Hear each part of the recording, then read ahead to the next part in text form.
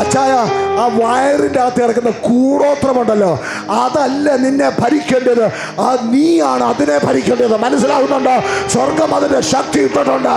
ഇന്ന് പാൽക്കാലത്ത് നീ വിശ്വസിക്കുന്നുവെങ്കിൽ നിന്റെ വയറിൻ്റെ അകത്ത് എഴുതിയിട്ട് യേശുവിന്റെ അധികാരമുള്ള നാമത്തിൽ സ്വർഗം തന്നിരിക്കുന്ന അധികാരത്തിൽ പ്രാർത്ഥിക്കുമ്പോൾ ആ വയറിൻ്റെ അകത്ത് കിടക്കുന്ന ആ വിചാരത്തിന്റെ കെട്ട് യേശുവിന്റെ നാമത്തിൽ പൊട്ടാൻ പോകുക.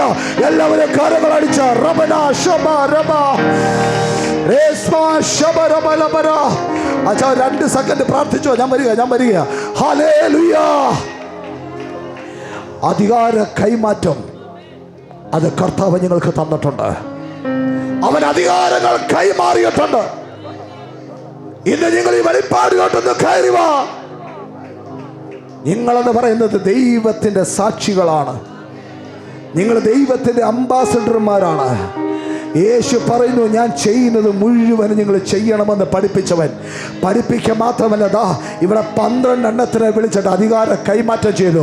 യേശുവിൻ്റെ അധികാരമുള്ള നാമത്തെ അത്തരച്ചില അധികാര കൈമാറ്റങ്ങൾ യേശുവിൻ്റെ നാമത്തെ സംഭവിക്കട്ടെ.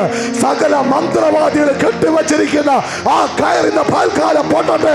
കൂടോത്രം ചെയ്തിരിക്കുന്ന വയറിൻ്റെ അകത്ത് ജപിച്ചിട്ടിരിക്കുന്ന എല്ലാവിധമായ ആഭിചാരത്തിന്റെ കെട്ടുകൾ യേശുവിന്റെ നാമത്തിൽ പൊട്ടട്ടെ.